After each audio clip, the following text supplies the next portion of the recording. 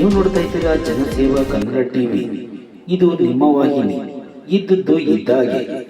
ಮಂಡ್ಯ ನಗರದ ಪಿಇಟಿ ಕ್ರೀಡಾಂಗಣದಲ್ಲಿ ನಗರಸಭೆಯ ವತಿಯಿಂದ ಪೌರ ಕಾರ್ಮಿಕರ ದಿನಾಚರಣೆಯ ಪ್ರಯುಕ್ತ ಪೌರ ಕಾರ್ಮಿಕರಿಗೆ, ಸ್ವಚ್ಛತಾ ಕಾರ್ಮಿಕರಿಗೆ, ನಗರಸಭಾ ಸದಸ್ಯರಿಗೆ, ನಗರಸಭೆಯ ಸಿಬ್ಬಂದಿ ವರ್ಗದವರಿಗೆ ವಿವಿಧ ಕ್ರೀಡಾಕೂಟದ ಸಮಾರಂಭವು ನಗರಸಭೆಯ ಅಧ್ಯಕ್ಷರಾದ ಎಂವಿ ಪ್ರಕಾಶ್ ರವರ ಅಧ್ಯಕ್ಷತೆಯಲ್ಲಿ ಜರುಗಿತು. ಕಾರ್ಯಕ್ರಮವನ್ನು ನಗರಸಭೆ ಉಪಾಧ್ಯಕ್ಷರಾದ ಎಂಪಿ ಅರುಣ್ ಕುಮಾರ್ ರವರು ಉದ್ಘಾಟಿಸಿದರು.